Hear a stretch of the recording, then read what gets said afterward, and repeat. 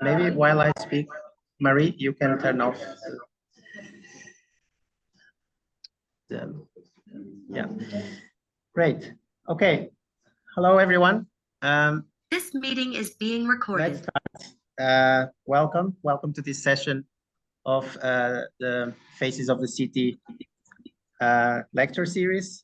My name is Paulo Moreira. I'm a postdoctoral researcher in the Kelvin-Alexandra-Frankenwald City Studio, based at CUBES, the Center for Urbanism and Built Environment Studies here at the School of Architecture and Planning. And I'll begin with a quick introduction to today's session and then present our speakers and discussants. And then we will pass on the presentation phase for the presenters, and then we will have a discussion at the end. So let me share the screen where I have a little visual introduction, which I thought would be useful for the theme we're looking at today. And what you see in the screen is a photo taken during our recent Maape workshop, organized in collaboration with UCL in Mncedisi, an informal settlement in Johannesburg. Let me give you a little bit of context. So for those of you who are not familiar with the site, you will kind of understand and feel what the reason why we worked on that site. And today it will be, most of the presentations will focus on this site actually.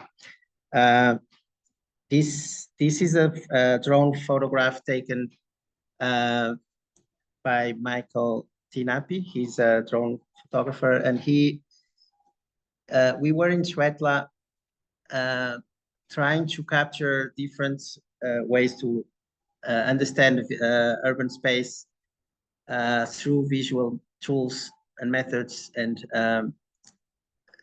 what this photo shows is, on the right side, the Mncedisi settlement, on the right of the Yuxke River. On the left, we see extension, Alexander's extension on the left, and then Old Alex further in the background. But when you rotate this drone from the same spot into 180 degree, looking back from that perspective, we see, however, what it reveals is a completely different view. It shows, you see the how train lines near Marlborough Station. You see Kelvin's established suburbia on the top left. You see Frankenwald in the center, the largest current real estate development in Johannesburg. And you see Limbro Park, an industrial park on the top right. So together, these two perspectives highlight the sharp contrasts and uneven development patterns in Johannesburg. And this is precisely why we choose this area as the focus of our work, to expose its contradictions, but also to uncover its reciprocities. And this session today asks how we can decipher or understand such spatial logics through visual practices. Our presenters will draw from photography, participatory mapping, and digital tools to interrogate how counter-representations can amplify local agency or challenge stereotypes or open new ways of seeing and engaging with the city. Our speakers today, we're very fortunate to have a very diverse and experienced panel today. I will briefly introduce each one of the speakers. Some are in the room, some are online, and same with our discussants. Leon Krige is an architect, photographer, and lecturer at UG, known for his nocturnal cityscapes of urban transformation, both in Johannesburg and internationally. And he has worked around the site where we're looking at over the years, and he's going to share some of that work, plus cityscapes and photography around the world. We have Motshwaedi, at the University of Western Cape with a background in human geography. His work focuses on informal enterprises in Tshwetla and how to access energy. We have Izak Potgieter, a virtual reality developer, a 3D specialist, and a PhD candidate at UJ, and also the director of Glassbox 3D, specializing in VR exhibitions. We have Dr. Mncedisi Siteleki, also known as MC, a lecturer in the School of Architecture and Planning here at Wits, specializing in GIS and remote sensing. And he leads the Spatial Analytics Lab, advancing innovative research in spatial data analysis. And for the presentation today, MC collaborated with Richard Muller, who joined our workshop this month and is with us today from London. Welcome also, Richard. And you're invited to join us later for the discussion. We have Dr. Jhono Bennett, an architect, researcher, and educator, and a senior lecturer in architecture at UCT, University of Cape Town. Also a visiting lecturer at UCL's Urban Laboratory, and the co-founder of One-to-One Agency of Engagement. And then following these presentations, we will have two comments, two discussants that will also share their reactions and their, I don't know, maybe they're a little bit about their experience dealing with these topics. We are very honored to have two distinguished discussants with us. Professor Sarah Williams from the MIT. She's an associate professor of technology and urban planning at MIT, where she directs the Civic Data Design Lab, combining computation and design to expose urban policy issues and drive civic change. And she's joining us from Boston today. We have our own Dr. Sechaba Maape, an architect and senior lecturer here at Wits, the director of architecture and convener of the Masters in Urban Studies in Sustainable and in Energy Efficient Cities. His work bridges climate adaptation, spatial practice, and digital technology in African contexts. So thank you all very much for being here. I also must just give a word to our community members from Tshwetla joining us here in person. Thank you so much for coming today, and I hope you will enjoy. And let's begin with our first presentation. Looking forward to that. So please, let's pass the word to Leon.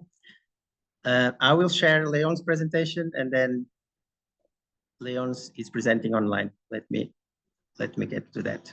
Just a moment. I have it on a different window. Okay. Wait, not this one. Is it this one? Sorry. It's this one. Okay. So I'm sharing. I hope you can see the screen. Leon, please.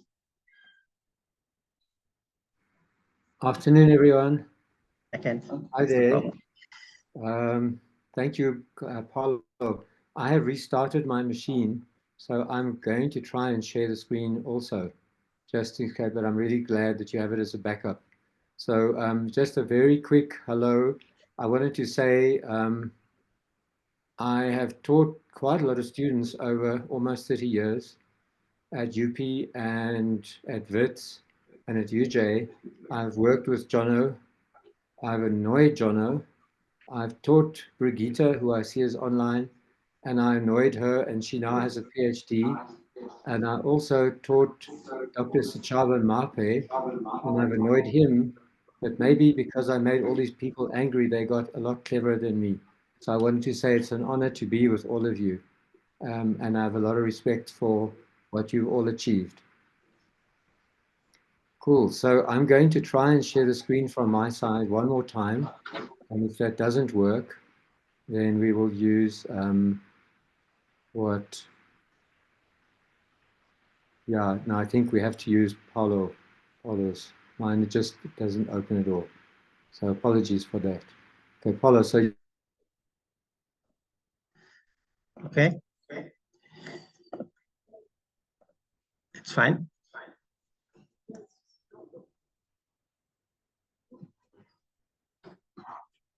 Go ahead, Leon.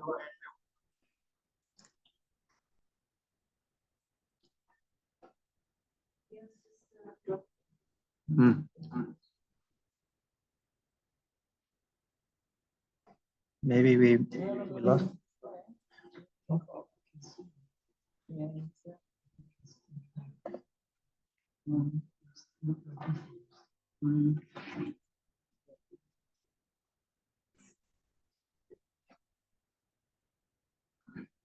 Sorry.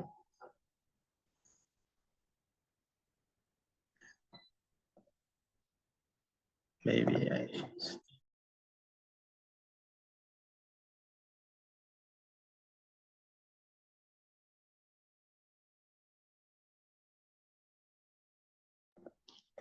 Okay, I suggest starting with Motshwaedi. Is it okay? Can you come here?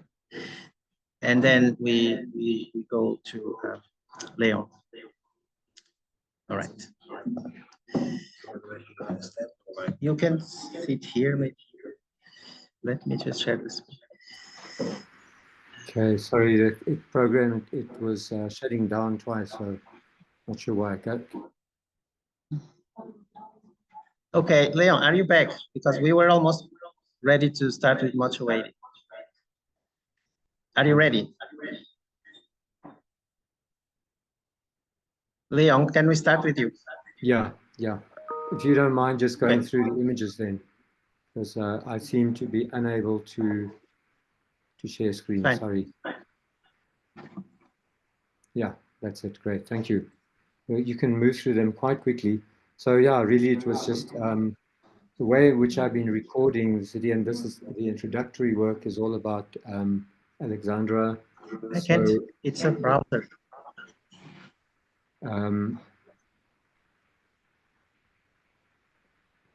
So I think the story about Alex, the third slide, you can move on, is the way in which Discussant walks through the city, and the way in which he speaks about seeing the city from above and seeing the city from below when you walk, as the two different aspects.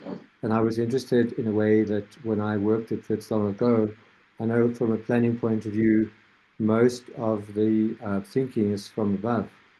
So I think it's a really interesting idea that we actually experience the city walking, but I also get on a rooftop, and getting on a rooftop is a little bit closer to what you work with in planning. But here, working with panoramics and walking through Alex, you can actually move quite quickly through these. But you will see here is an interesting image of the bridge. And that bridge is actually the same bridge that we see later in the work I've done for Paulo. So there's a kind of interesting returning to work over a period of 12 years. And so here the images of Alex, all as panoramic images, you know the maps better than I do, but the idea that it is a separate place, the history of segregation. But in a way, when I take the photographs, I take many between 20 and 60, occasionally even more, and stitch them together. And it gives a kind of new realism. And you can actually see the stitch program, like music, like contemporary music, in a way where there's an experiment. So there's a kind of brokenness, but at the same time, higher resolution. And in a way, also spending a lot of time on a tripod at night, you capture something which is not so visible by day. So it sounds like a contradiction, but in a way, I find cities actually reveal more at night than they do by day. So these images of people burning tires to stay warm, replacing the tradition of burning wood.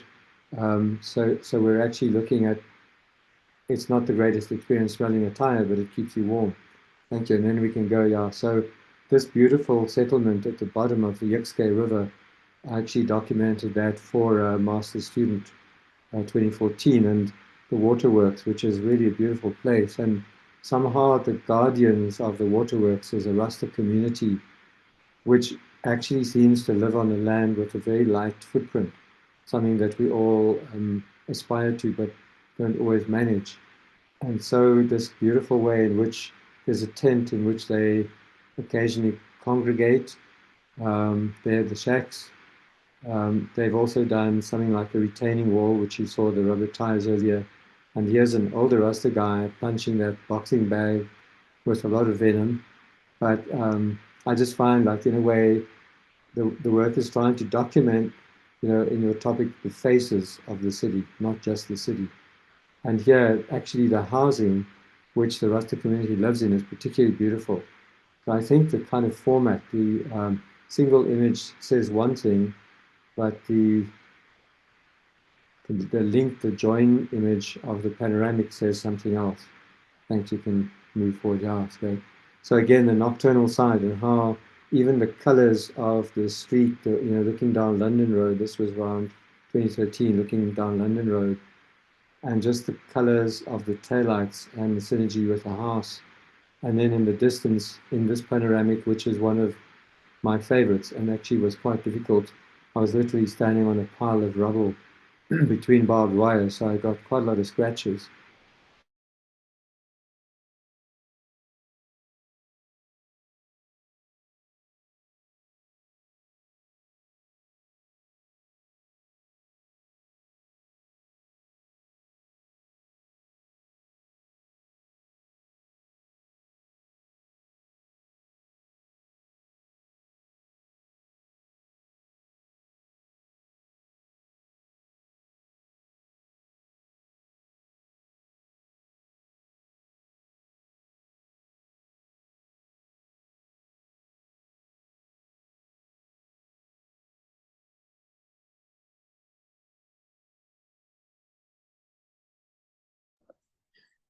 It seems that Leon's connection is down, so I'm flicking through his images, and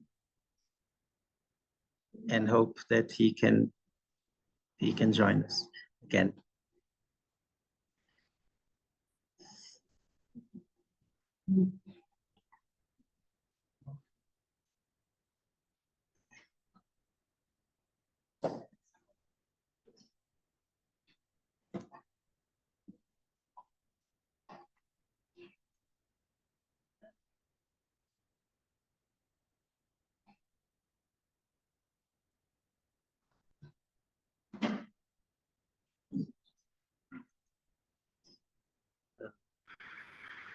Recording in progress.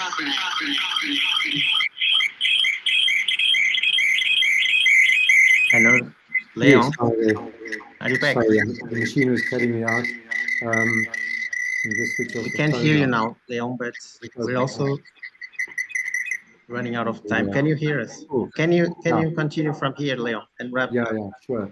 So you just saw in the past images that was Rome. in 3 minutes, please?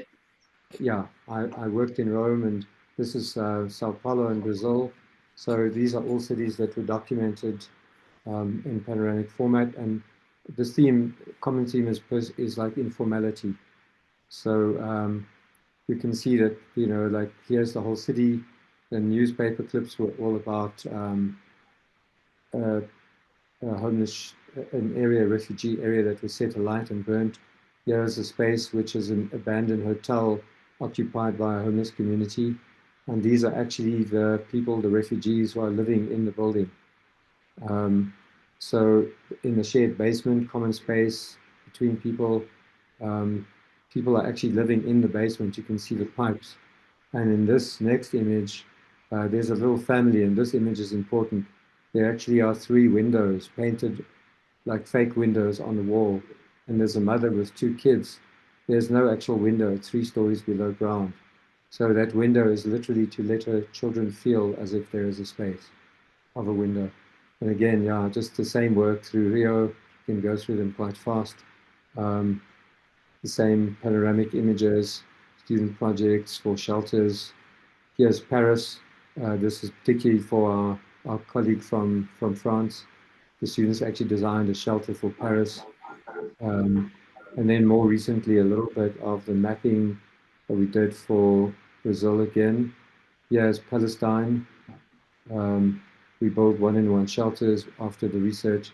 So the photographs are a prompt for the students to do this kind of work. This is Bulawayo. Here's a big mine dump, which has now been removed closer to Johannesburg. And again, a shelter for the Zamazamas. And then that's actually the final image. So that, if you recall, the very first slide I showed of the people walking alongside this underslung in Marlborough, that image was taken in almost the same place, but it was taken in 2013, 12 years ago. So when I did the image for Paulo, it was a really strange thing how it's the same place, but in a cycle of 12 years, I had traveled to all those cities that I had shown you and basically tried to capture informality using high-res stitched panoramic photography. So sorry about all the mishaps in between, but that's my story. Thank you, Leon. Thank you so much. And apart from the technical problems, we all could see your images, and the images talk from themselves often. So, and thanks for ending with the photograph of the shelter. We'll be talking about it next week in our seminar. So I'm gonna ask Motshwaedi to join us here, and we're gonna move to his presentation. So.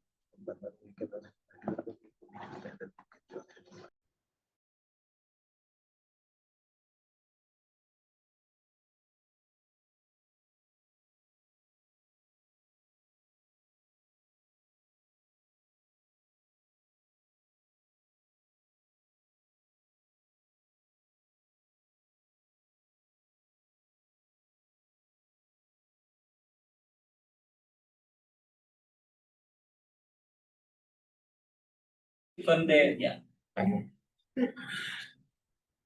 But it needs to, the camera needs to be on as well. It's on. The camera on as well, then we can have what's waiting like this, yes.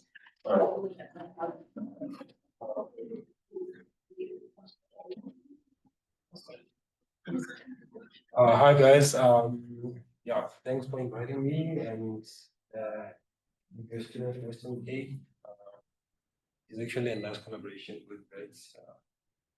Yeah, so in terms of research that we're trying to do, so we specifically wanted to look at businesses in informal settlements. So we looked at, so it's a competitive study, so there's people who are working in Cape Town. They're looking at the same thing that we Johannesburg. So in the case of Johannesburg, we're looking at Siteleki. They wanted like a place in Alexander, but I was like, you can use Twitter because since I'm familiar with Twitter, I use Twitter for my previous research in Alexander. Move to the next slide. So the project is actually funded by the National Research Foundation. So as I've said, that we basically are looking at the businesses and how they're actually trying to negotiate the water, and also how they're trying to negotiate they're also trying to negotiate energy. But also, most importantly, we want to know like from the government in terms of what is their approach in terms of like water. And this is the team from UWC, and it's also like partnered with people from GCRO. So these are some of the questions that we actually like trying to ask. As I've said, we're trying to get like the approach from the government, and then understanding businesses, how they negotiate. But most importantly, we want to know that if the just transition is actually implemented, what will be some of the consequences? And then these are some of the methods that we've used. We've used observation. We've used semi-structured interviews, and at the moment we're busy with the first voices in Alexander. Okay, And in terms of like the businesses that we wanted to look at, so we're looking at ECDs, the informal eateries, taverns, car washes, and hair salons. So like what you can see here, you can see like the dots and networks. So we're just trying to understand like the networks that happens whenever there's energy in this water in terms of the gas. So sometimes what we found is that we found that someone will say like I access water, but sometimes there's a water card. If there's a water card, then I have to go to a nearest tank. So we're just trying to understand those connections and also like connections to when they talk to the community leaders and the community leaders talking to the utilities. So then these are like the dates. We started in February, and then we started with the walk, and then also we did some interviews. And then at the moment, as I've said, we are busy with the photo voices. And in around the end of October, that's when we're going to be having a photo voice exhibition. And like going specifically now into Storyline and some of the data that I've collected. So this is just to give you like a timeline of how we have actually like done it. So we just went in Storyline. We had some walks in February, and then it was followed that by some pilot interviews. We had 6 of those, and then that was followed by semi-structured interviews that we had.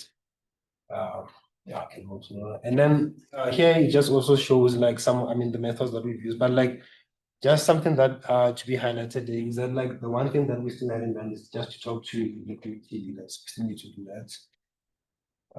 Let's go to the next. And in terms of the goal, so we actually at the beginning we wanted to collect 25 interviews, like 5 from each establishment, and so far we have done that. In terms of the photo voices, it has been a bit tricky, so we wanted to have 18, 3 from each, and then also 3 randomly.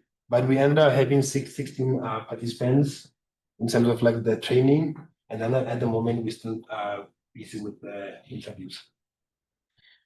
And also this is just a summary to show like we've done like 25 interviews. And then in terms of the workshop, like we did like the workshop training, we had like 16 people who came to the workshop, and then so far we already interviewed 5 people. And then this is just an illustration of where we have collected data. You can see like in terms of like this map, the map that you can see on the left, like places that are here, like Soba and Masingwini. There wasn't like a lot of businesses that we felt like we can go in and to do the interviews because like the place was very tight. So most of the businesses like were more on the right side of the road. Next one. Yeah, and these are like some of the businesses that we've actually like these are some of the spots that we have actually like pointed where we have gone and done like the interviews. So in terms of like the imaging data, so it has been found that when we go to the business to ask them, why is it that you started your business? Like just to give us like a background information. So it's more like unemployment has been like the reason why people started like the businesses. And also like some of the businesses, they started small, maybe like someone was selling like some snacks. Eventually, they started selling some other some other like grocery items, and eventually they had like a tavern on the side. Move to the next. And specifically in terms of like water and energy, to look at the different businesses, but also something that we found, especially with the ECDs, is that the ECDs, they don't just open an ECD and then they have the keys, the invite keys, and so they can be there. They also actually have qualifications to be running those establishments. That's something that I did not know. And then taverns, we found out like they depend more on the energy than they depend on electricity. And then the opposite, car washes, they depend more on the water, so they can function without having electricity. Having a vacuum cleaner.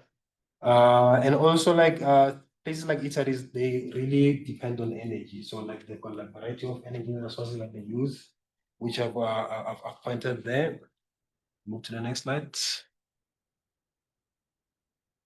So then in terms of water, so the common source is the communal taps, but also if there are water cars, because we've also realized that the water cars, if there are water cars, then people are able to go to the water tanks, and then the water tanks are actually, we're told that they were actually filled by Joburg water. And also in terms of energy, so yeah, energy, I mean, some businesses in terms of they pay electricity and some they don't pay electricity, but as I've said, like there are alternatives that they use. And then also like in terms of like communication, they can still communicate with the people, their community leaders about whenever there are water cards and there are also like energy cards, they can be able to communicate with them. And also waste, because waste, especially we talk about like just transition, we also look at the river on the side, something that gets polluted. So we're asking ourselves, like, if this business, they, especially like the ones that are using water, like rainwater, when you then dispose that, and for like they dispose on the side, and sometimes we've got like yeah, it's like some blockages. And now going to the photo voices. So the photo voices, like how we did them, so we had like 20 flyers that we distributed across the businesses that we did the interviews with. And then on the day before, I had to go there and talk to the people about like trying to find out if they were gonna be coming to the photo voices. And then some were saying like they were gonna come, and some they said they were not gonna come. So on the day of the photo voices, which was on the 22nd of July, we actually like started at 11 o'clock. We were supposed to start at 10 o'clock, but like some people like were still like having some delays. So how we would normally have it, so I would assign like two researchers to one business owner, and then we'll tell them about how they should be taking photos and what kind of photos they should be taking.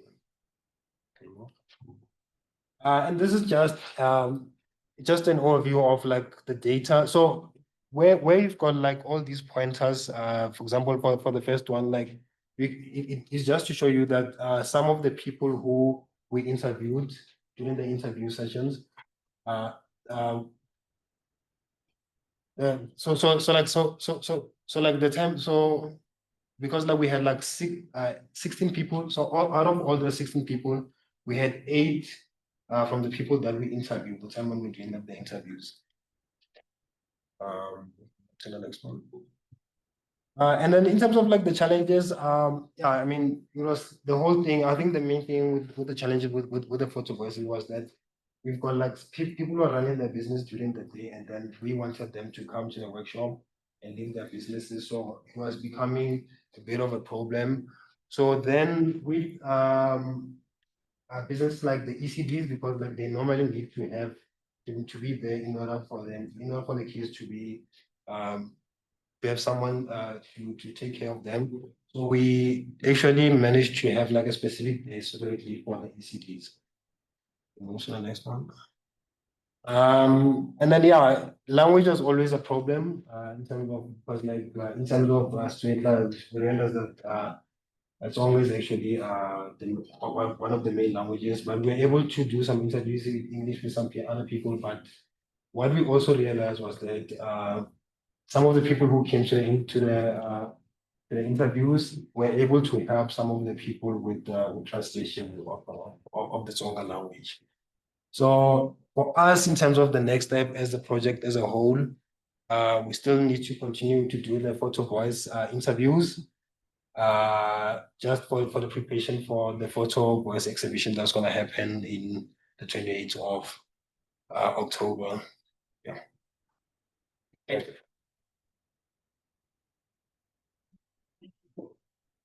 Thank you. Thank you very much. Thank you, Motshwaedi. Let's carry on with Izak online. Izak, can you share your screen and take it from here, please?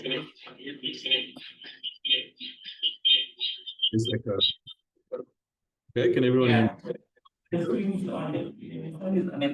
me?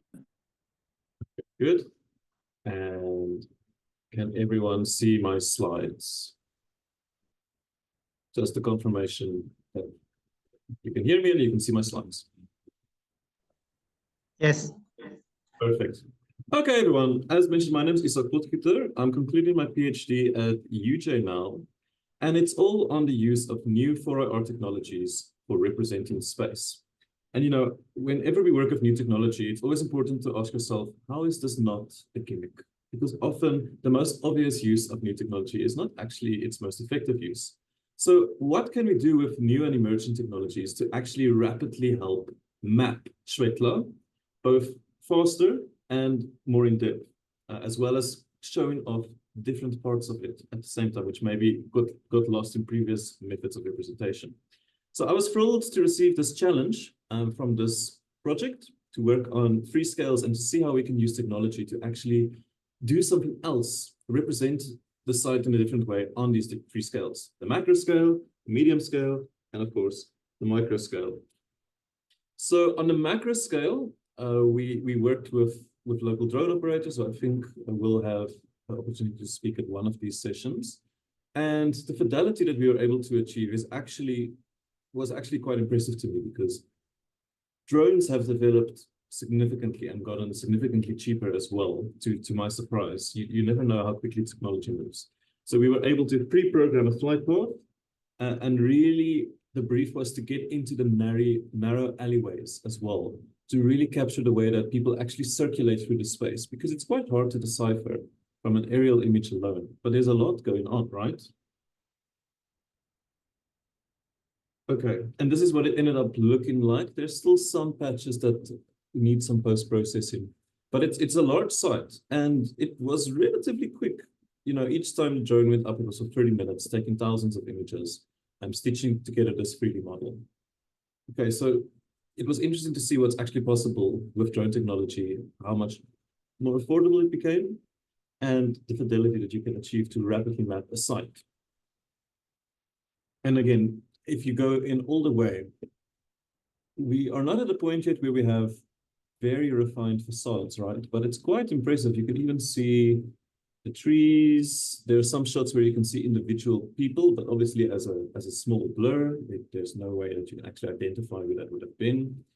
And most importantly for me, if you look down there, we were able to capture some of these narrow alleyways, which was important to me because they serve a function. And then on the medium scale, this is where I think things got really interesting for me and for my own interest. We took a 360 camera on a tripod, had it at eye's length, and walked a route through this settlement, taking images at 5-minute intervals. And if you want to do this kind of work, you must be sure that you are fit, because I had to squat 909 times, getting underneath the camera to make sure that I'm not actually inside of the image. So it is a bit of labor, but it came out quite interestingly. So the first thing that we can do with this is to do a kind of Google Street View mapping, but of sites with very narrow alleyways, which a traditional method for capturing these kind of street views would not have been plausible in that alleyway, right? So we can put that onto a map, onto the axonometric, embed that on a website, and have you be able to see Schwetla the way that you maybe would view a place in Google Earth. And there are AI tools for blocking out people's faces and so on that can be applied these days. So there are all kinds of ways to automate laborious tasks like that. Now, what was really interesting to me is there are multiple ways that you can now work with this 360 camera, multiple angles, multiple perspectives, each of their own different use. But what I really played around with in this was the de-warping function. So again, this is a very narrow alleyway.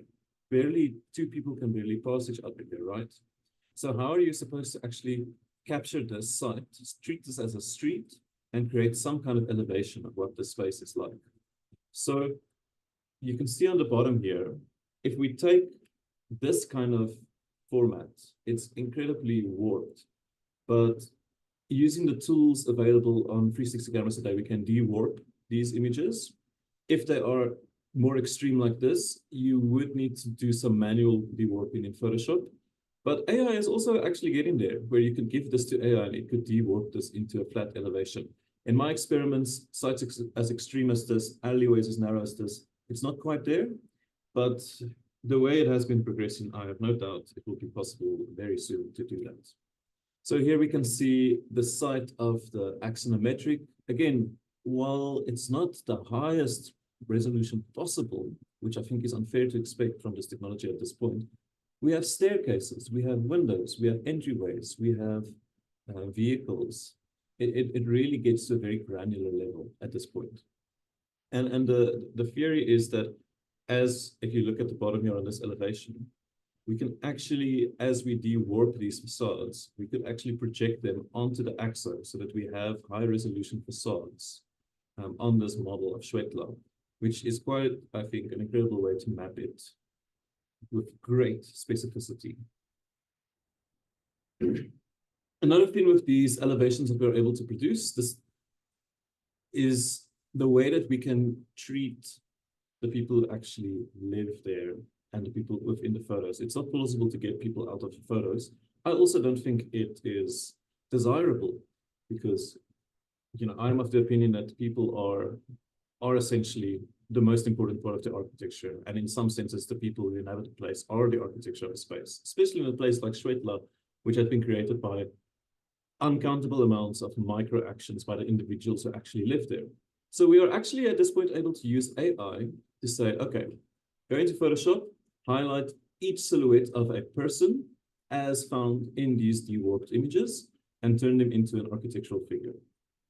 And I would say 80% of the time it did it quite flawlessly, with some small circumstances where, for example, this poster was seen as part of this person. So then you just have to go and actually remove that to make sure that everyone seems as a silhouette. And you can take these elevations, these 360 shots at different times of the year, different times of the day, to actually now also map how this space is being used by who and for what, all while anonymizing the participants. There is no way that you can actually decipher, you know, an individual from this technique. And then finally, which I will leave to Richard and Jhono to elaborate on, we worked on a micro scale, and this was a lot of fun. Technology has also advanced quite rapidly. We were able to use things like Gaussian splats, which were impossible just a few years ago, to really create very high fidelity 3D models of specific objects, places, facades, and sites. And this scan of a slot machine here on this phone, this was a minute scan, where before, I would say 2 years ago, this would have taken me 10 minutes, and it would not have been nearly as clear as you get here. So let me quickly show you what that looks like.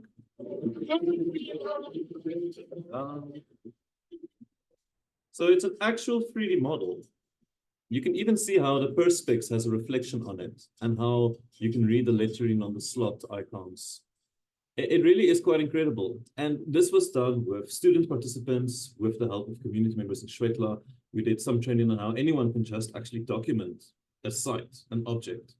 And in this one, I felt it was, you know, you might as well. It's interesting to add the actual sound, which was also recorded around this object, because it's an inherent part of what embeds this object in its space.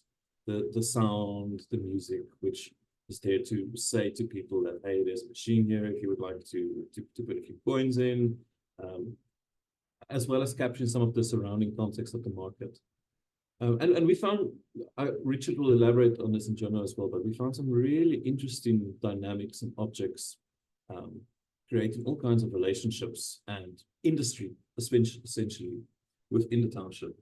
So I will keep it short because I know we are slightly behind schedule, but these are the applications that I see of being of value for new technologies emerging in representing place. So I'm looking forward to questions on that, and thank you for inviting me today. Thank you, Izak. Good, and it's a good transition to the micro scale phase. So we have 2 more presentations. We have Jhono to tell us a little bit about the photo voice format. Jhono, are you sharing or I share your presentation? You're muted. You're muted. There you go. Can you see mine on the screen? Okay. Yes. Yeah, because I think, Go Paulo, ahead. I sent you the wrong the wrong slides.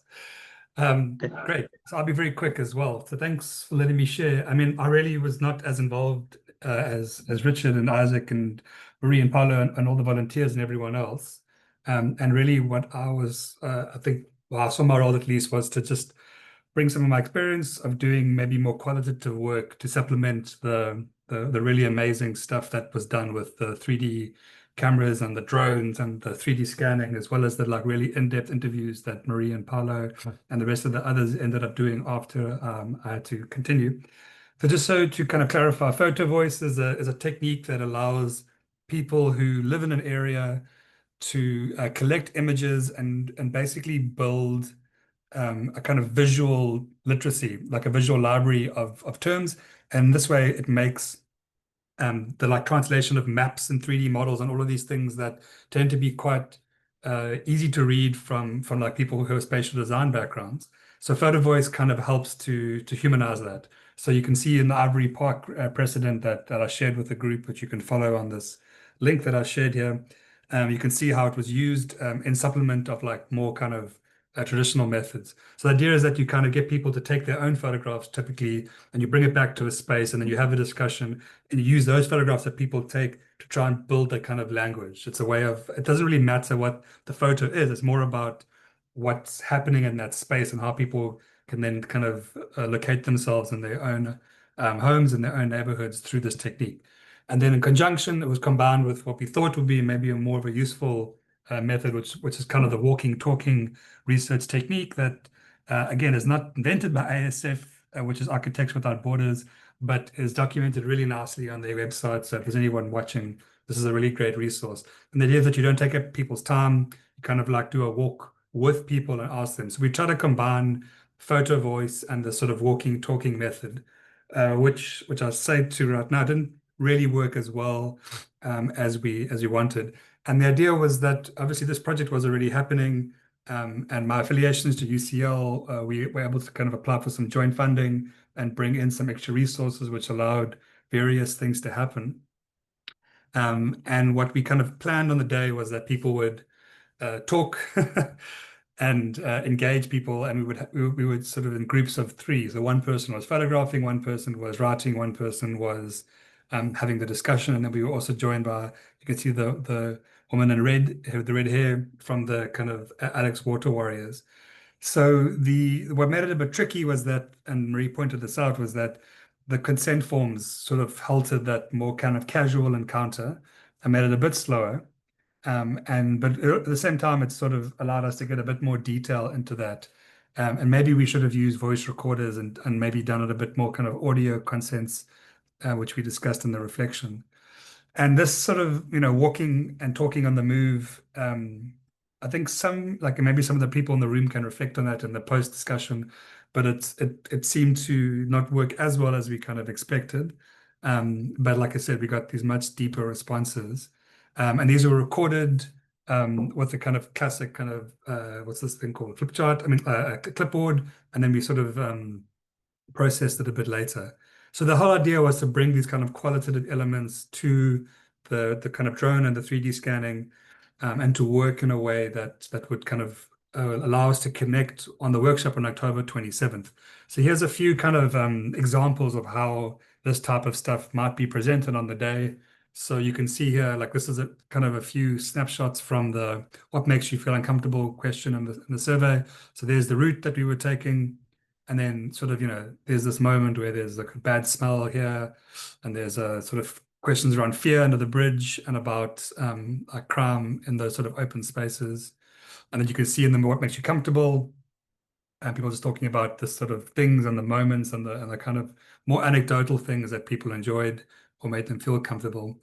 And then sort of, going into depth into what some of those things are. So you can see the photographs on the right, they're geotagged and they have an exact coordinate and a time, which helped us sort of do the processing afterwards of when these photos were. So all of these resources are, again, I can share the slides so people can use them, but I think I've shared already these resources. But this is kind of roughly where we kind of drew them from. So I will, for the sake of time, stop there. Wonderful. Thank you, Jhono. So let's now go to last presentation by MC, please. Shall I share it, or you want to see first? I can say it. Okay.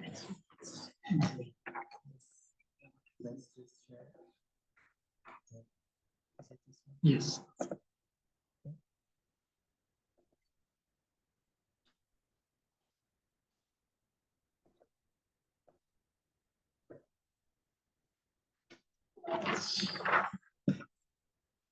Okay, brilliant. Thank you, Paulo, and thanks to everybody online.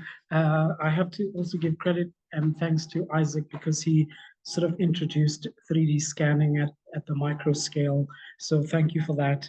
And I have some notes here so that I don't talk too much and go over time, but also to credit my colleague, Richard Miller, who is online. And this was a sort of a team effort. So to capture that, I'll sort of go through the points on the slide, but also look at my notes here to capture all of that. So as Izak mentioned, sort of the pros and how the tool worked for us in the week of the Maapathon, Richard and I sort of captured some of the challenges that we came across as we worked in Stwetla.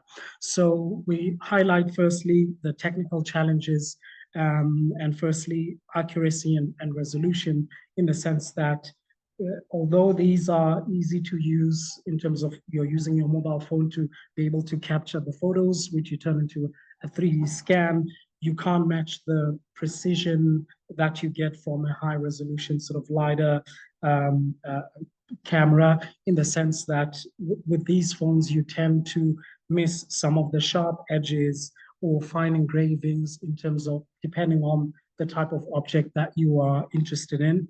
And then secondly, lighting conditions is that you are relying, of course, on a camera. So if you come across environments where you have strong shadows or a glare or a dim light, that can introduce some errors in terms of the 3D scan that you produce with your phone.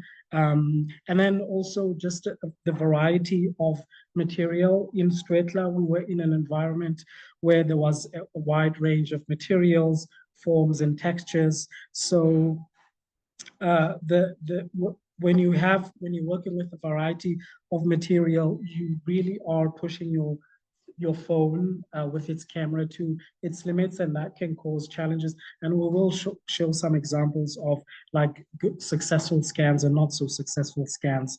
And then we also reflected on the material, so surface reflectivity, so materials or surfaces that are made of glass, water, or any sort of shiny or glossy objects tend to be hard to capture with a phone in terms of 3D scanning. And then, of course, one of the obvious ones is processing power, depending on the type of phone you have, but typically your phones don't have the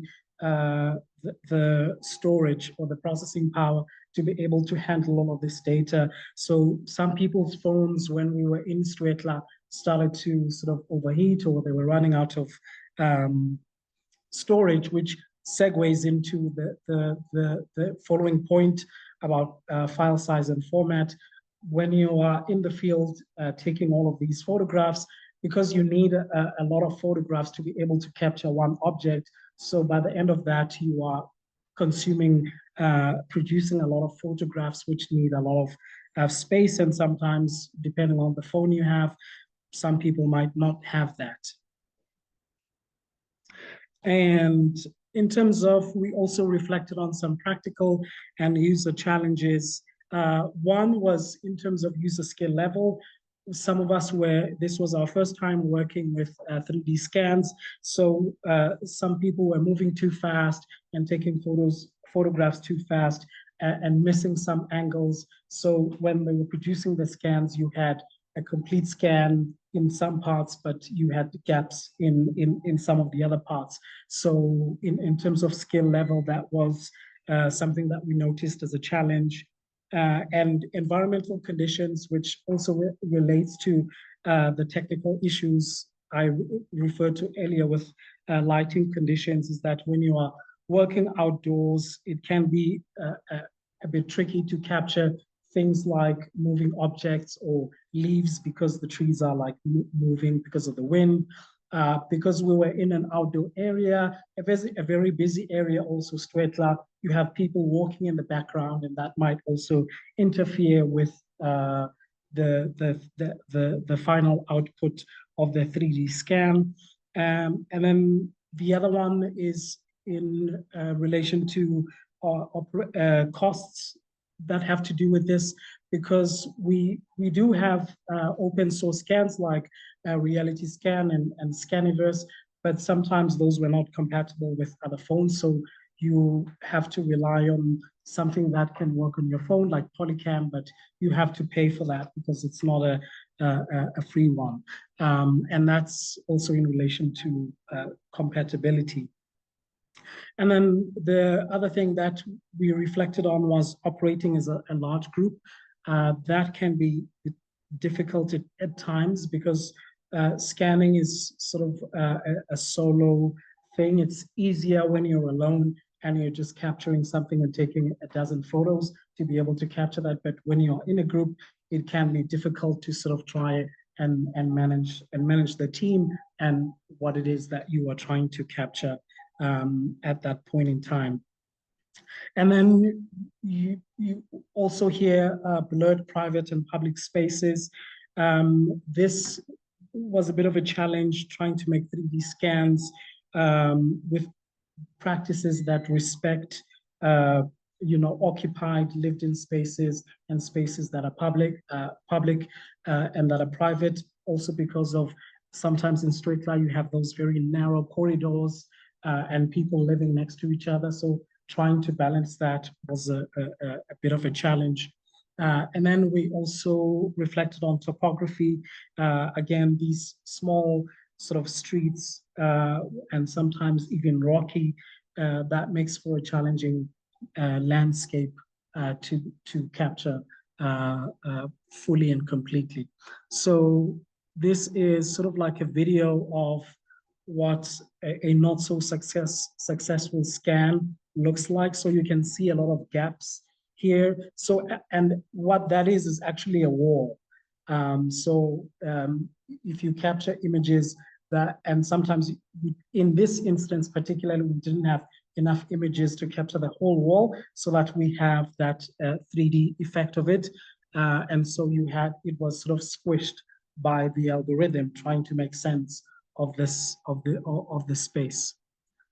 And then this is sort of an example of what could be regarded as a successful scan, an okay scan. And then as I progress through some of the videos, you'll see they sort of get better and better. And Richard, if you are also online, you're welcome to jump in here with regards to these scans. Do you want to say anything at this point? Sure. I mean, if can you hear me? No? We can hear you online. Oh, you can hear me online. Yeah. Yeah, we can hear you. Oh, you can hear me.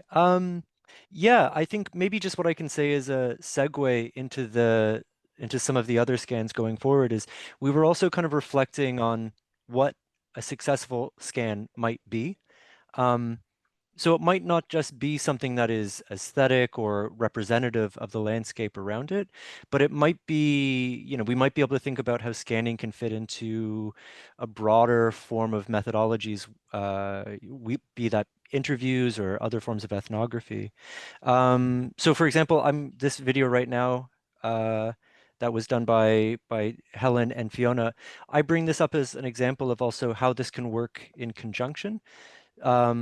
So Helen and Fiona were working as a pair, and Helen was doing this 3D scan while Fiona was interviewing and talking to a resident nearby. And I found, just as an observer and also sometimes helper with the 3D scanning, I found that that was quite an interesting way that the 3D scanning can work as a partnership, as a form of teamwork, and kind of dovetailing into other forms like ethnography. Yeah, I can move on to the next one. This I thought was, I wanted to put in because I think it's a very successful scan. Nkazimulu had been looking, I won't necessarily try to go into the research, but had been looking about boundaries over the research period.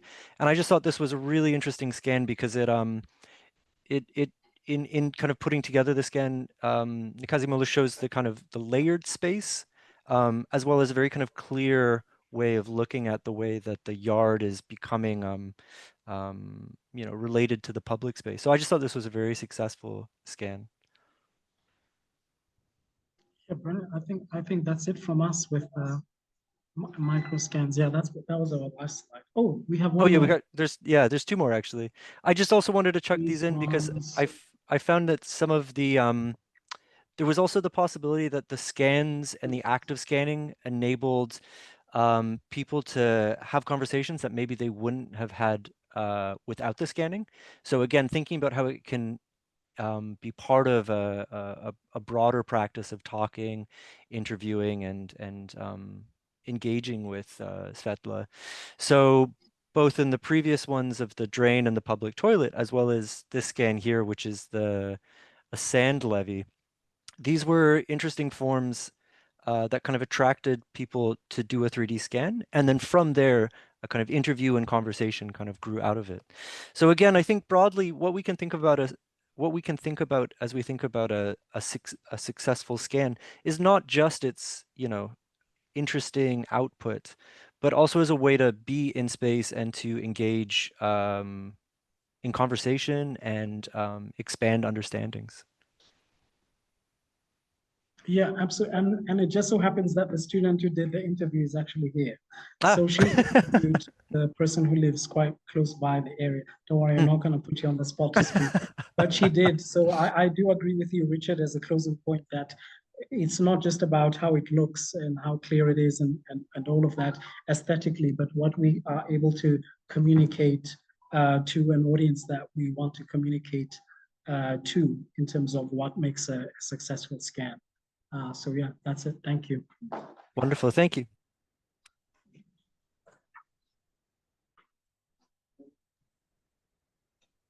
Great. Thank you so much. We finished our round of presentations, and I don't see Sarah Williams on the online, so I would like to ask Sechaba Maape if he can come in and react to these presentations and also add his own views on this subject of counter-representation. Is it okay? Sechaba, can we start with you? Yes, can you hear me? Paulo, you can hear me? Paulo? We can hear you. Okay. Sechaba, are you there? Yes. Okay, I think we missed you for a few seconds. Can you come in? Okay, thanks. Okay, can you hear me? Yes, now it's fine. All right. Okay, thank you, everyone. Sorry, I'm going to have my camera off because I'm actually in bed very sick right now, but I thought to be a good sport and support my colleagues. So thank you, everyone, for the great presentations. So I wanted to just raise a question. A couple of years ago, myself and some colleagues from UCT Geomatics did some photogrammetry scans, drone scans, and handheld photogrammetry of some sites that I was researching in the Northern Cape. their motive or need to scan the sites was because these were archaeological sites. So these colleagues were archaeologists, and one particular, at the time, PhD candidate who was at the UCT School of Architecture and Planning and Geomatics doing his PhD in geomatics, focusing on photogrammetry scan. And by the time when I got onto the project, they had done scans of various sites across the world. The project was called the Zamani Project. I'm sure some of you might know the Zamani Project. Very well-funded project where they basically went around the world scanning historic sites that have archaeological significance. And one particular site that they scanned prior to the time when I met them was a place in is it Ethiopia, called Lalibela, which has basically these churches that are under sort of cut from rock in the earth. One particular incident that I was told about was that when they were doing their scans, they went into what was called the Holy of Holies to go and scan that space. And when you look at the, resulting 3D representation, the space basically has nothing in it. Now, they then came later to come and do a scan of this particular site that I was studying, which was still and is still used as a ritual site today. And, in the beginning, they just wanted to do a 3D scan as, a photogrammetry scan in the usual sense. They had like consent, signed consent forms. They had permission from the local tribal office. Everything was kind of above board on the surface from an ethical academic point of view. But that site is actually a site that's meant to remain concealed and meant to be hidden because it's used for initiation. Another site that they had scanned prior to that one was a cave about 40 kilometers away, which is also meant to be like a sacred site. It has lots of stories and narratives about this massive snake that lives inside, that basically just a way to create fear. When people go there for initiation, they have to confront the fear of that snake in that space. But when they did the representation, the cave was basically illuminated because in that case, they used laser scanning, which inherently requires there to be light. It bounces a laser off the surface and then takes it back into the system and then produces a point cloud and et cetera, et cetera. So I guess my question is, so when we eventually did the photogrammetry scan of the other site, we went through a whole process of trying to make it more culturally appropriate. The process of scanning and the ultimate product, that we eventually had, which is accessible online. And if you want to visit it, you can, but it has certain protocols embedded within the scan. So I guess I'm raising this to ask the same kind of question in this case is, in this work that's been done, including, yourself, Leon, taking photographs inside people's homes, scanning in these intimate spaces. I saw that there was a scan of a toilet. How do we make sense of all of that from an ethical point of view and even from a cultural point of view? Because I don't think that these technologies, like how everyone is saying AI is biased, I don't think they are without their biases. So I guess I'm just sort of raising that to all the, people who presented, is how do we, and I'm not saying that I've got the answer, I'm just saying how do we navigate the ethical and cultural considerations of doing this sort of research?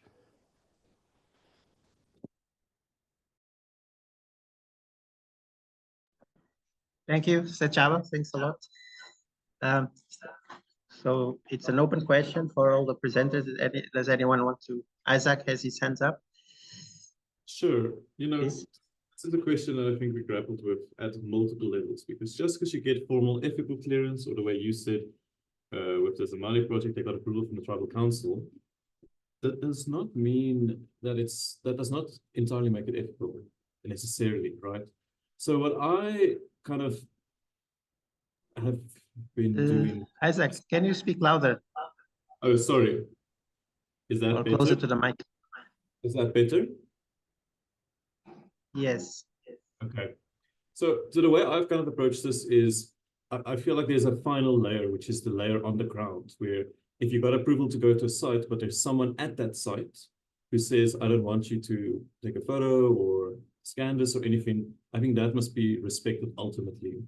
And the way to kind of work with that is if there's some curiosity to just actually greet people, to make sure that they're not kind of too intimidated by our presence, and to have a conversation about what you're doing. And I had multiple conversations like that throughout working. So there's this final level of negotiation. And within that, some people said, hey, I actually don't want to be in this picture. And I said, great, then we're not going to take one. Or I do want to be in this picture specifically, which also happened. And then great. So we can pre-plan ethics for a very long time, but I think there is a level on the ground which we should always be actively engaged in. We can't just walk through pretending like we're a ghost, right? So that was my approach to that. Thanks, Izak. I see Leon's hand also on the air. Please. Yeah, hi. Thanks, Sechaba. I appreciate your question, your comment. And I think it's a very, very pertinent one, because my work is done manually on foot, and I basically find my way to access. There's a huge amount of screening and permission that I do before I get access. So in the case of some of the work, for example, the work I did in Sao Paulo, in spaces where there are either organized favelas, the hotel where people are living, etc., that was by invite. So it was actually people who were busy improving the lives of the inhabitants. And I was asked to document the process. For example, the one in Sao Paulo became a book, which is about an abandoned hotel and how it's re-inhabited by the local university. But also when I walk in cities like Johannesburg, there's no way that you get access to a rooftop or even to a panoramic scene on the street without permission. So if it's on the street level, I mean, it's very important to know that you are the most fragile and humble person. So if it's on street level, usually you engage with people and ask first. And for this, I often use the fact, mostly at night, that it's very long exposures. So on a 30-second exposures, people are usually not visible. So, but again, some of the work, like the work I did for Paulo in Svetla, that was actually by invite, and the community was very excited, I think, and wanted to be photographed because it was their project. So I think there's a very clear distinction between I'm not hovering around with a drone where people don't have a choice. I'm on foot. It means either people give consent or the long exposure at night means they won't be visible. So that's, I guess, is my answer to the question, and I think it's a very real and a very good one. The longest period, by the way, it's taken me is 3 years to get access to a roof in Hillbrow. Thank you. Thank you, Leo. Is there anyone else also here in the room that wants to say something? Just a moment. Yes, and we did have to go through the formal ethics process and the timeline for that. So we did an ethics application really early before the full team was assembled. Funding sort of followed after that. We got clearance for an instrument that would have been taking drone footage of fairly small blocks only in Svetla, and working quite intensely and trying to get consent from each household. But we managed to raise more funds. We then by then had engaged Izak and the drone photographers, and it seemed feasible to do so much more, which meant we needed a different form of getting consent. And so what it was instead was a flyer that gave contact details to anybody who would like to opt out and to like their yard or their photograph dwelling excluded from the footage. And those flyers, the patrollers helped us disseminate couple of thousand of those flyers, and we had them with us, disseminating them. And often when we handed them out, people said, "Oh no, no, I've seen them already." So they were really well. It was really well distributed, and nobody did object. Nobody's contacted us to date, saying they wanted to be excluded. That, of course, I mean, and that was an ethics instrument that Izak recommended, and we managed to get clearance for it 2 days before the workshop started. so that was a real cutting it very fine, but it did. We did get clearance for it, and we felt that the ethics committee took our efforts quite seriously as well. And as we know, the chair is a geographer, and I think would have understood what we were trying to do.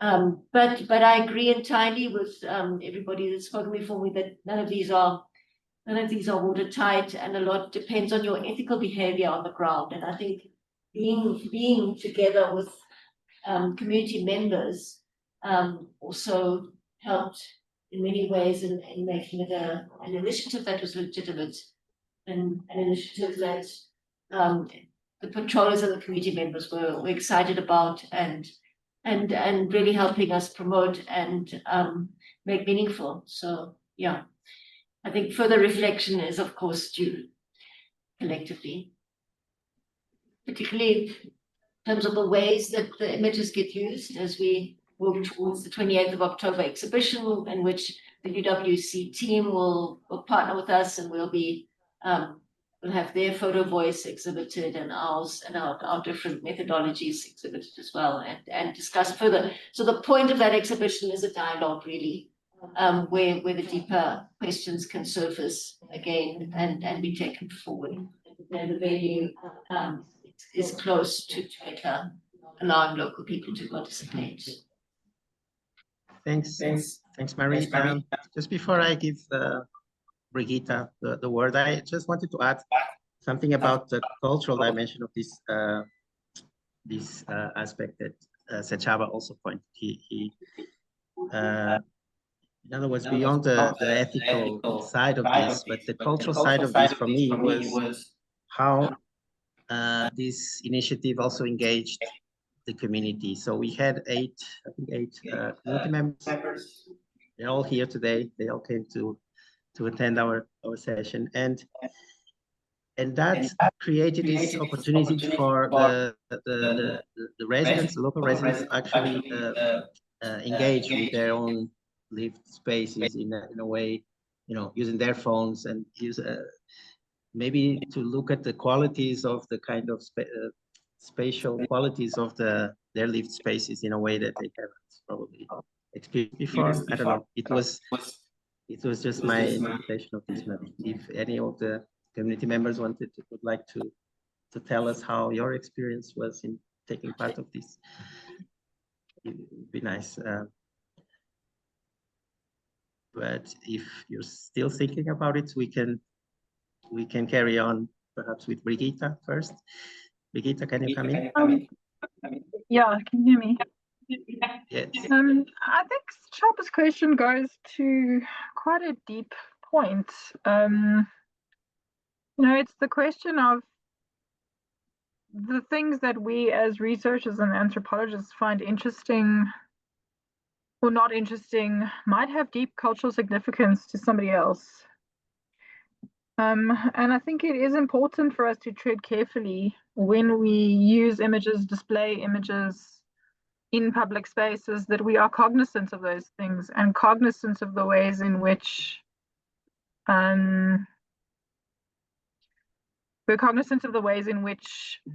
community members is a broad term, and that community members are multicultural and are people from multiple cultural backgrounds with multiple cultural symbolisms and ways of thinking about space. And that is something we need to be cognizant of as researchers, and it's something that isn't covered by ethics. And it really goes to the root of what we think about when we are interacting with new technologies in complex urban contexts. Anyway. Can I just ask Brigitte to say 2 or 3 words of her experiences participating in this with us? Yeah, sure.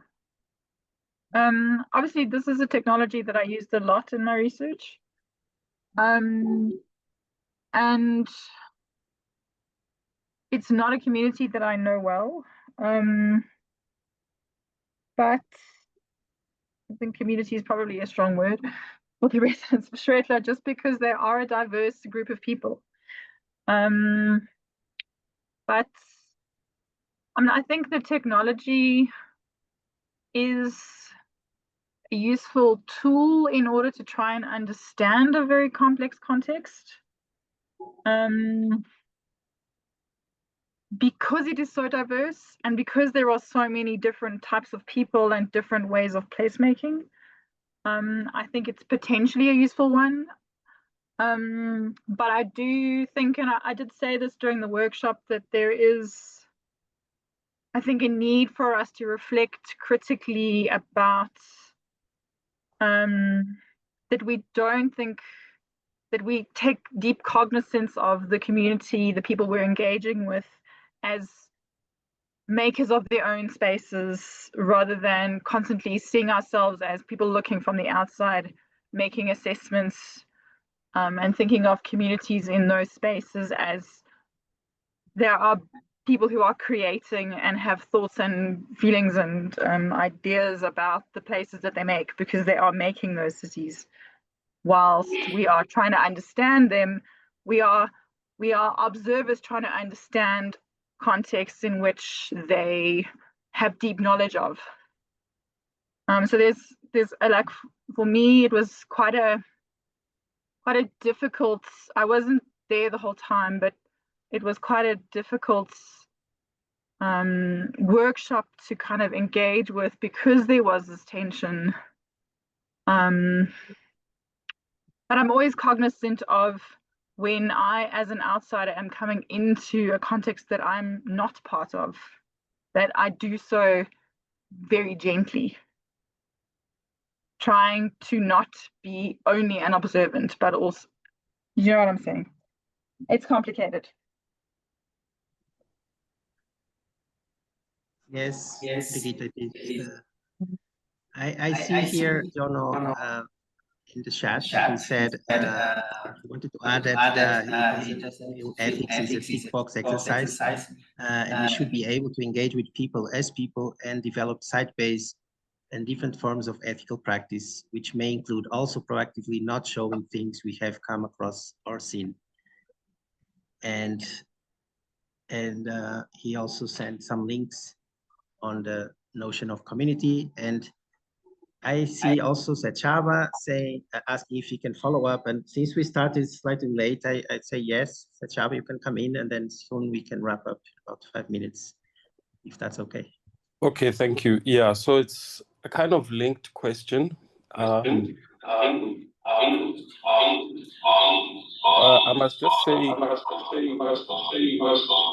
echo. All right. Yeah, I just wanted to say, so in my case, I am from the same community that we scanned, and I had already spoken to people, and they didn't see any issue with scanning. That's why they ended up getting the permission from the tribal office.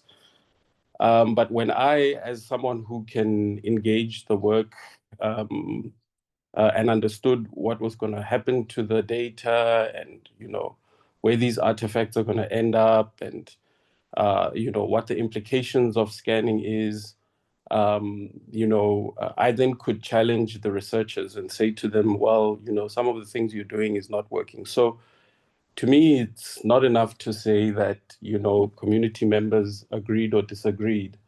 I think, and I'm not saying they don't have agency and they don't know what's going on, but people don't have time to go and read the outputs and, know exactly what's going on with the data, etc. They're living their lives. And so I do think that it requires local expertise that can, appropriately appraise appraise what's happening with this data. Secondly, I wanted to just ask about post-production. So post-production was also a key issue. You know, when we first started, the person who was doing the scan was saying he's going to clean up the scan. Clean up the scan meant removing elements that he felt were not necessarily important. So at that specific site, and Brigitte has been there, she knows that there are candles and all sorts of things that people use for prayer. But the person who was scanning, because he was focusing on the archaeological data, he basically said, let's clean up all this other stuff, including the candles and whatever, because that's not necessarily significant for the data. And so again, you know, that was this person's own personal bias, or maybe it's a framework in which they were using. And so post-production is also another site where there's a question. So I'm sure even you, Leon, you do post-production, changing some of the lighting, changing some of this and that. And the question is, who else is there when we're doing post-production? And so that's just the question I wanted to pose.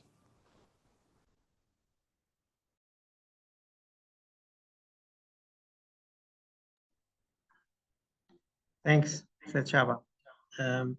Does anyone want to answer that question?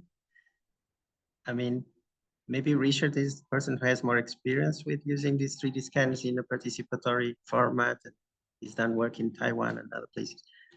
We're starting with this now, with the post-production phase. But Richard, can you share with us what you've done? Yeah, so I was one of the kind of major applications I've been doing. Can you restart? Oh, yep. We sorry. had to change the setting here. Can you hear me? Yes. Actually, just before I get into it, I just want to say that like I just want to kind of underline how important it is to think and reflect critically about these issues that have come up. I think there's a lot of parallels in which we can try to make comparisons between photography. Not that photography is an innocent or seamless process either, but there are kind of interesting parallels in how we think about post-production, let's say. My work has been kind of most recently working with 3D scanning as a way of thinking about new industrial hinterlands that are forming across South and East Asia, which are industrial hinterlands kind of ironically or coincidentally developing to support the development of this technological proliferation of phones and accessible 3D scanning equipment. And so there is a kind of reciprocity there between the two. But I've been using the 3D scanning as a way of starting participatory conversations about thinking about space, thinking about narratives and fragments in a way that begin from my own work as a photographer. So I'm kind of, in some ways, I feel implicated in both of these kind of conversations. And I think this idea of like what is included and what is excluded is it's a very small question that has huge impact. And it's within photography there's this role, right, that you can have, like a writer might have. You have an editor as well as an author. And these are two different skills and two different eyes and two different minds and hearts that are looking at something. Most of the time, I think we think that photography is just one, right? It's just a photographer. But I think we put on different hats and look at things in different ways. I think when we think about this in three-dimensional space, I mean, I don't have an answer to this, but I think it's a vital component of how we think about what we're doing with three-dimensional objects. And it's vital not only because we want to, like in kind of in kind of aesthetic terms, the 3D scans create these very clunky contorted shapes, and there is a kind of temptation to clean them up into either neat geometry or into something that is, you know, kind of highlights, crops what you're trying to look at. But then also as three-dimensional objects, there's this idea of where you're looking at. And one of the most interesting and kind of potentially useful things about 3D scans is that a user can interact with and navigate through the space. So, I mean, what are the kind of quiet or ways that we are encouraging users to kind of, although we're saying there's lots of freedom to explore, what are the kind of quiet ways in which we're foreclosing the possibility of a scan to tell alternate or other stories? So as much as they're kind of alternate spaces, I think this question of cropping post-production is immense, really. I think it's a massive, massive question. I'm not necessarily sure that I've provided any answers other than just underlying that I think it's massively important. Thanks, Richard. Leon has his hand up, and let's hear Leon and then probably wrap up the session.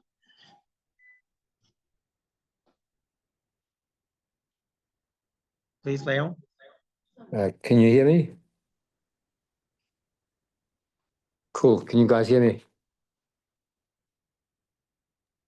Yes. Okay, cool. Sorry, I wasn't sure. I'm just using my phone because the laptop gave me some. So I think the question again is what I find interesting, because I've been photographing cities for a very long time, and it's an interesting thing when I look back in time. When I walked Johannesburg in the 80s or something like this, basically there were very few people people actually wanted to be photographed. And it had a lot to do with, I hope that I'm still on there. Yes.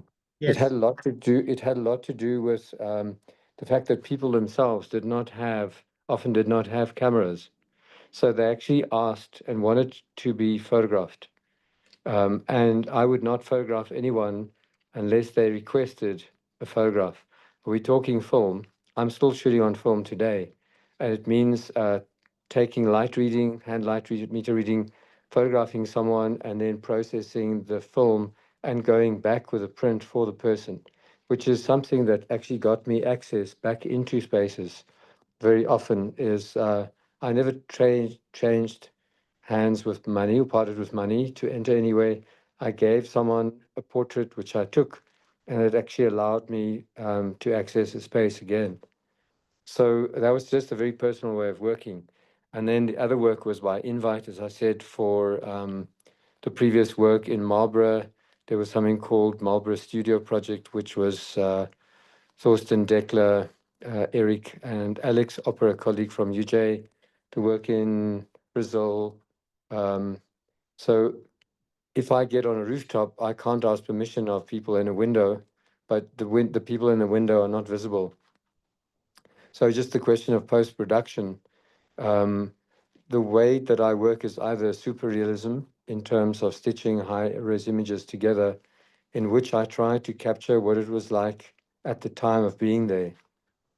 And then the stuff I do on film is quite experimental, and I'm really working with a film grain. But essentially, all of this work is done on foot by myself. I don't get funding. I work alone. And it's essentially my own personal documentation work. But I'm very aware of the issue of personal privacy. And as I said, one of the techniques that I use a lot is long exposures at night, because it means that you can capture the space carefully without actually capturing a person's identity, unless they want to be photographed. So I hope that answers some of the questions. Thanks, Leon. Yes, it did. There's a comment from Kahwa. I think as professionals, we can agree on what to present depending on prevailing circumstances.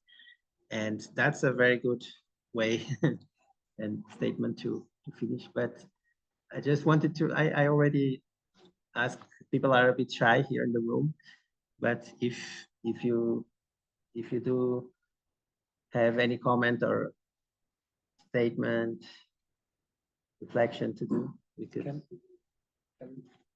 Yes. I think mine like stems more from the fact that I did not attend the workshop time of you guys were, because we also saw the data collection. But I just want to know, like, is this like a tool where you can only be a researcher, like taking the photo and then also like the post production in terms of like analyzing the data and taking some of the things on your own? Or is something that, in terms of like the community of straight out time when you guys work with them, is it something that you can also include them? Or it's just only like restricted to researchers doing the research? Yes.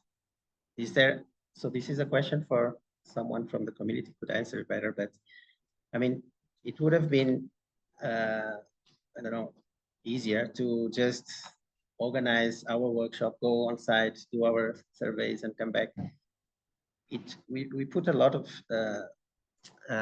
energy and effort into engaging and including community members. There was a process of identifying a few young people that are engaged. They have, I don't know, they probably can use their phones in a easier way and so on. But I thought it would be great to hear from someone that, I'm sure we will have a chat after the call is off, but people seem a little bit shy to be talking to the camera and things like this. Well, like, the way I'm thinking about something there's like a researcher doing the research, but also like empowerment in terms of like maybe someone might be interested in whatever it is that is going on, like taking the photos and the whole thing or processing it, and then you might be able to engage and add some value to it. That's how I was thinking. Yeah, we will carry on with this conversation. I think there's many wonderful qualities of these doing these blended events that people can be online from elsewhere, but there's also, we also lose something with it, that the fact that people don't feel so comfortable in being recorded and speaking. But I would, there's another comment by Leon, but I think we have to wrap up. I hope we can carry forward these insights into how we represent urban life, how we represent architecture, and how these representations themselves become a form of engagement and transformation. Thank you, everyone. Thank you very much. We look forward to continue the conversation in the next seminars. So every Tuesday from 4 to 5:30 here in at Wits and online. And this will lead it to an in-person event that is being prepared in an industrial warehouse in Frankenwald, very, very near the sites we've been looking at today. That will be on the 28th of October. So we're all welcome to join us there as well. Thank you again, and see you next week. Thank you so much. Thank you, everyone. Thank you. Thank you, everyone.